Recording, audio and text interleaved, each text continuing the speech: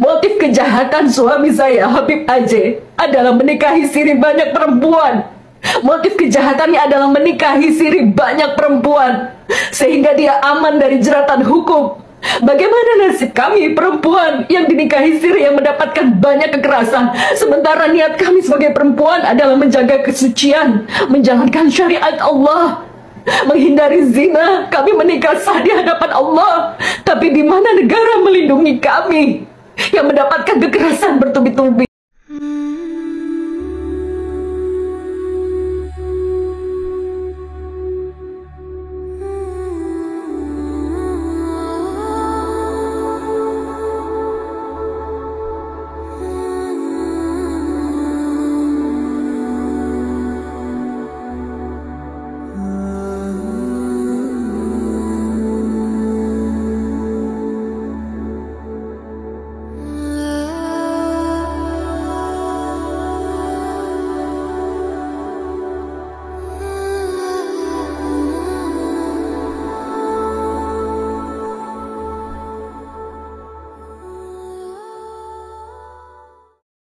A few moments later.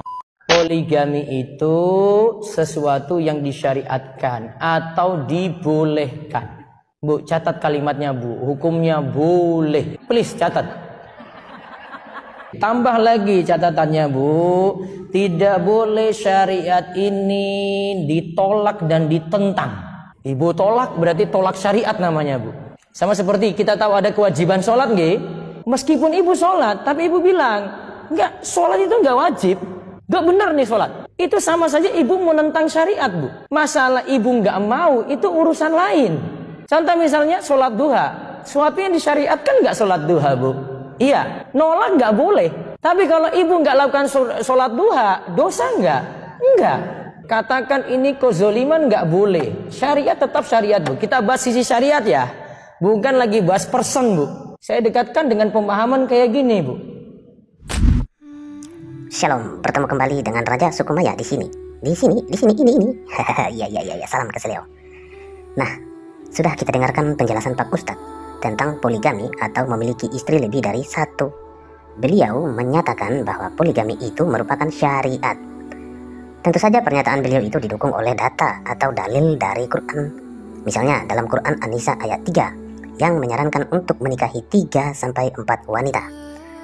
Sedangkan jika berbicara perihal kekerasan fisik yang dialami ibu pada video itu, tentu hal tersebut juga ada dasar atau dalilnya, yang dimana suaminya boleh memukul istrinya oleh karena beberapa situasi dan alasan tertentu. Hal itu dapat dibaca dalam surat An-Nisa ayat 34. Jadi, apabila ibu itu benar-benar menikahi sang Habib karena Allah, seperti yang dikatakannya pada video tadi, maka pertanyaannya, apakah ibu itu hendak menantang syariat Allah yang tertuang dalam Qur'annya? Bahkan Rasulullah Muhammad SAW sebagai nabi bagi umat Islam pun telah memberi suri tauladan, yaitu misalnya beliau memiliki istri lebih dari 4 orang, tetapi mereka baik-baik saja. Sedangkan dalam Quran yang diklaim sebagai wahyu Allah memerintahkan agar laki-laki memiliki 4 wanita saja. Namun pada kenyataannya apa? Kenyataannya beliau memiliki lebih dari 4 orang istri. Jika ibu itu protes tentang poligami yang dilakukan oleh suaminya sebagai sang Habib itu, maka apakah juga secara tidak langsung ia hendak membuktikan bahwa Muhammad tidak sejalan dengan Quran dalam hal poligami atau dalam hal memiliki istrinya? Ya, salah. Anehnya lagi, ia seakan menuntut negara dan kepolisian Republik Indonesia untuk terlibat dalam kasus poligami yang menimpanya. Sedangkan ketika ia menikah, ia tidak melibatkan institusi kepolisian dan negara dalam pernikahannya tersebut. Ia melangsungkan pernikahannya secara syariat Islam, bukan secara kenegaraan, yang tentu tidak membolehkan pernikahan ganda alias poligami. Kemungkinan besar negara dan kepolisian tidak menanggapi pengaduannya dikarenakan pernikahannya itu adalah pernikahan syariat, dalam hal ini adalah agama Islam, yang sudah tentu negara menjamin hak masing-masing warganya untuk beragama dan menjalankan syariat agamanya. Jadi seharusnya ia mengadukan kasusnya itu ke Kementerian Agama, bukan ke negara atau ke kepolisian. Karena baik poligami maupun kekerasan fisik yang dialaminya itu termasuk dalam syariat Allah melalui Quran yang ayat-ayatnya sudah saya sebutkan tadi.